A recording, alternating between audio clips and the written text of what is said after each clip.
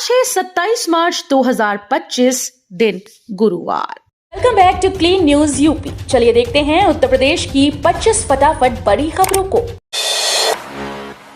सामने आया योगी आदित्यनाथ पर बन रही फिल्म का पहला लुक। उत्तर प्रदेश के मुख्यमंत्री योगी आदित्यनाथ पर बन रही film Ajay the untold story of a Yogi का पहला लुक सामने आ गया है। फिल्म में आनंद जोशी योगी आदित्यनाथ की भूमिका में नजर आएंगे। इस फिल्म को सिनेमैटिक्स के बैनर तले रितु मेंगी ने प्रोड्यूस और रविंद्र गौतम ने डायरेक्ट किया है। वाराणसी में हॉस्टल और निजी कोचिंग संस्थानों को भी लेना होगा लाइसेंस।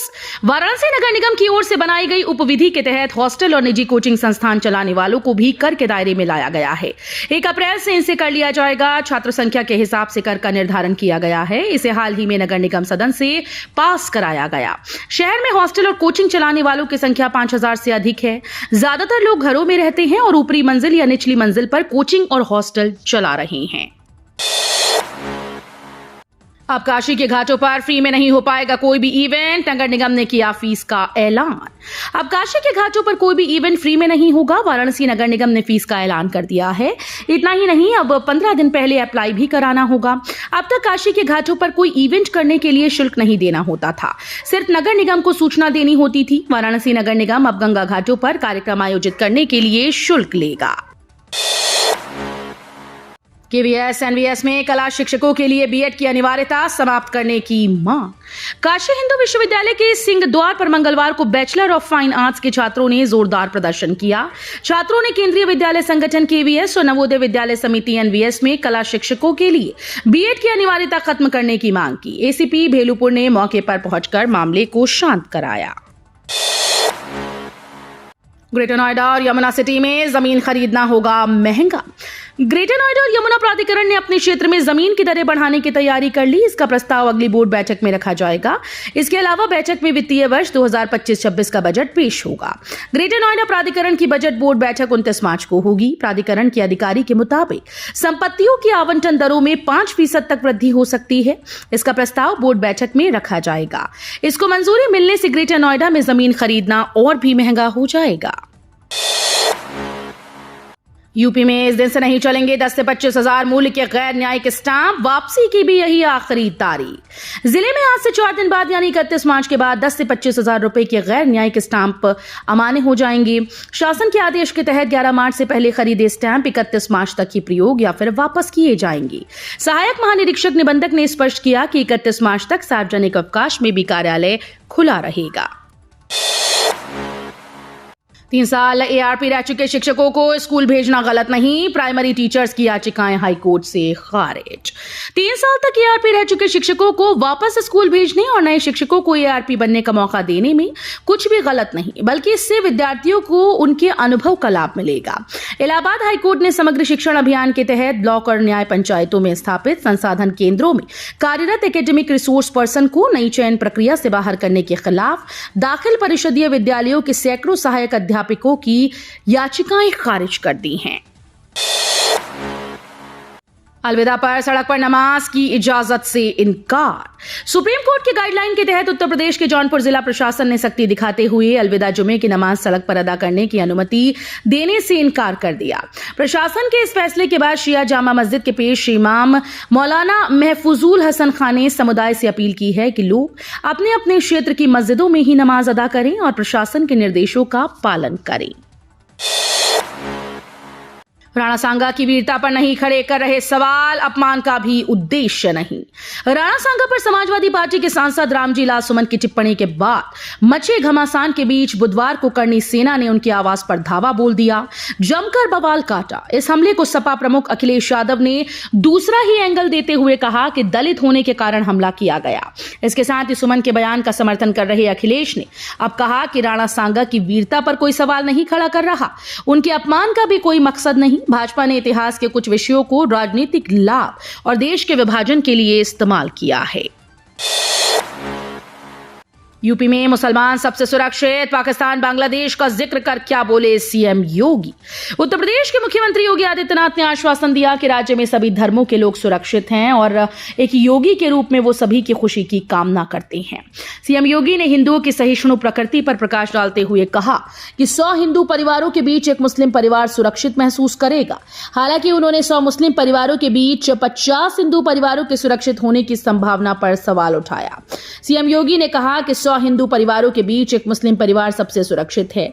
उन्हें अपने सभी धार्मिक कार्यों का पालन करने की स्वतंत्रता होगी।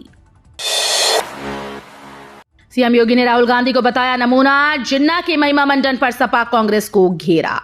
लोकसभा में विपक्ष के नेता राहुल गांधी को नमूना बताते हुए उत्तर प्रदेश के मुख्यमंत्री योगी आदित्यनाथ ने आरोप लगाया कि पार्टी अयोध्या में विवाद को जिंदा रखना चाहती है। एएनआई के दिए इंटरव्यू में मुख्यमंत्री आदित्यनाथ ने पिछले 10 दशकों में कांग्रेस द्वारा किए गए कामों पर सवाल उठाए। उन्होंने कहा कि एक भारत को श्रेष्ठ भारत नहीं होना चाहिए, तो आपको उनसे पूछना चाहिए कि वे 6 से 10 दशकों तक क्या कर रहे थे। उन्हें अपने दादा, दादी और पिता से पूछना चाहिए था। वाराणसी कैंट पर रुकेगी लखनऊ छपरा वंदे भारत स्पेशल, यात्रियों को मिलेगी राहत। यात्रियों की सुविधा को ध्यान में रखते हुए लखनऊ छपरा वंदे भारत स्पेशल ट्रेन 02269/02270 का संचालन किया जाएगा। गर्मी के दौरान बढ़ती यात्रा को देखते हुए रेलवे ने आज से 26 अप्रैल तक इस ट्रेन का संचालन करने का निर्णय लिया। खास बात यह है कि अब ये ट्रेन वाराणसी कैंट स्टेशन पर भी रुकेगी, जिससे यात्रियों को और भी अधिक सहूलियत मिलेगी। डिफेंस कॉरिडोर भूमि घोटाले में अभिषेक प्रकाश सहित 16 पर होगी कार्रवाई।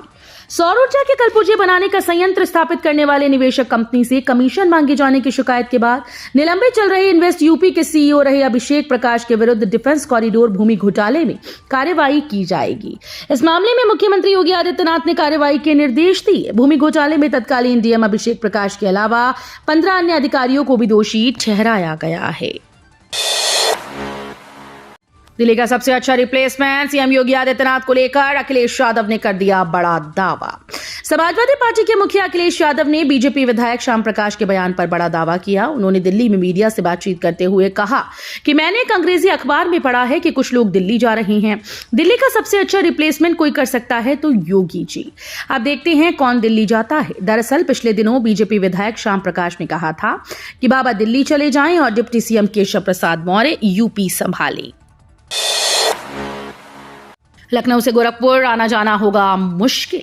पूर्वोत्तर रेलवे लखनऊ मंडल की ओर से गोरखपुर रूट पर ऑटोमेटिक ब्लॉक सिग्नलिंग का काम कराया जा रहा है। अब बस्ती से गोविंद नगर के बीच काम के कारण ब्लॉक लिया गया। इसकी वजह से 29 और 30 मार्च को 15031/15032 लखनऊ जंक्शन गोरखपुर एक्सप्रेस को निरस्त कर दिया गया। इसके अलावा 65115/65116 भटनी अयोध्या धाम जंक्शन भी 2 दिन निरस्त रहेगी। यूपी में 8,500 करोड़ से एयरपोर्ट के लिए 14 गांव की जमीन का होगा अधिग्रहण। योगी सरकार का dream project Noida international airport न केवल उत्तर प्रदेश बल्कि पूरे देश की अर्थव्यवस्था को मजबूती देने जा रहा है। ये प्रोजेक्ट उत्तर प्रदेश को आर्थिक रूप से और मजबूत बनाने की दिशा में मील का पत्थर साबित होगा। नोएडा अंतर्राष्ट्रीय हवाई अड्डे के तीसरे और चौथे चरण में 14 गांव के किसानों को 8,691 करोड़ रुपए का मुआवजा दिया जाएगा। गोरखपुर एमएमएमयूटी के 157 छात्र हुए सफल। ऑल इंडिया रैंकिंग में आए इतने नाम। मदन मोहन मालवीय प्रौद्योगिकी विश्वविद्यालय गोरखपुर के 157 छात्रों ने graduate aptitude test in engineering उत्तीर्ण कर विश्वविद्यालय का नाम रोशन किया। इन 157 छात्रों में से सर्वाधिक 51 इलेक्ट्रॉनिक्स एवं कम्युनिकेशन इंजीनियरिंग विभाग के हैं। दूसरे नंबर पर इलेक्ट्रिकल इंजीनियरिंग विभाग छात्र हैं, जिनके 30 विद्यार्थियों ने गेट परीक्षा क्वालिफाई की। इस शुभ मुहूर्त में होगी राम दरबार की स्थापना। दर्शन के लिए विशेष पास व्यवस्था। अयोध्या में राम मंदिर का निर्माण कार्य तेजी से आगे बढ़ रहा है। अब एक और महत्वपूर्ण निर्णय लिया गया। मंदिर ट्रस्ट के मुताबिक मई के पहले दिन 15 दिनों में शुभ मुहूर्त के अनुसार मंदिर के प्रथम तल पर भव्य राम दरबार की स्थापना की जाएगी। इस दरबार में भगवान श्री राम, माता सीता, लक्ष्मण जी और हनुमान जी की प्रतिमाएं स्थापित की जाएंगी। भक्तों को व्यवस्थित और आरामदायक दर्शन उपलब्ध कराने के लिए मंदिर ट्रस्ट ने विशेष व्यवस्था की है। प्रदेश के शिक्षक कर्मचारियों को 30 मार्च के पहले मिल जाएगा इस माह का वेतन, सीएम योगी को लिखा गया पत्र।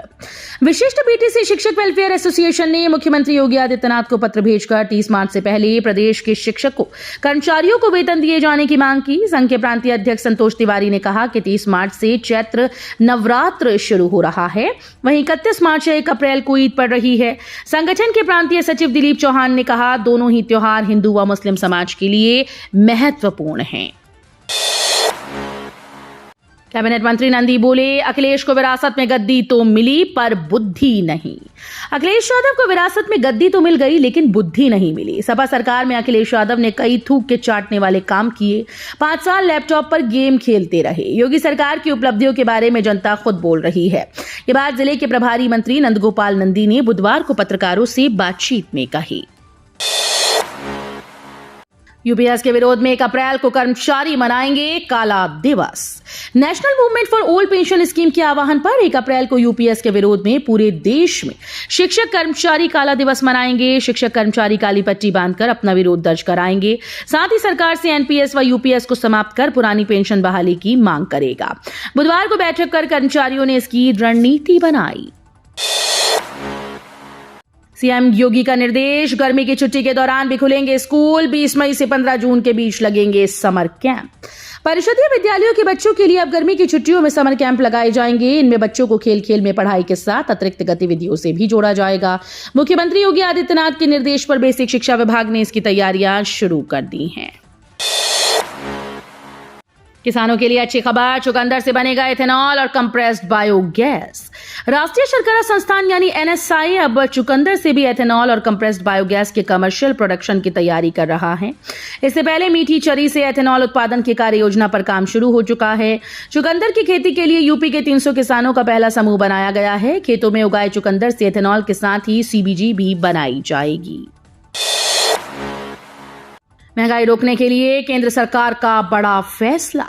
केंद्र सरकार ने गेहूं की महंगाई रोकने के लिए बड़ा फैसला किया। सरकार ने 1 अप्रैल से सभी राज्यों और केंद्र शासित प्रदेशों में व्यापारियों, थोक विक्रेताओं, खुदरा विक्रेताओं, बड़ी श्रृंखला के खुदरा विक्रेताओं और प्रसंस्करणकर्ताओं को पोर्टल पर गेहूं की अपनी स्टॉक स्थिति देने को कहा। हर शुक्रवार को ये जानकारी वेबसाइट पर देनी होगी।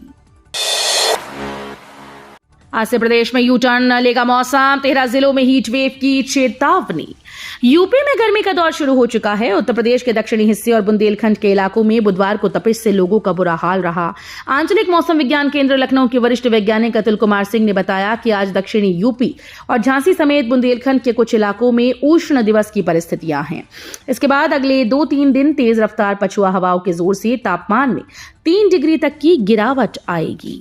तो ये थी आज की 25 फटाफट बड़ी खबरें। अगर आपको न्यूज पसंद आई हो तो वीडियो को लाइक और शेयर जरूर करें। धन्यवाद।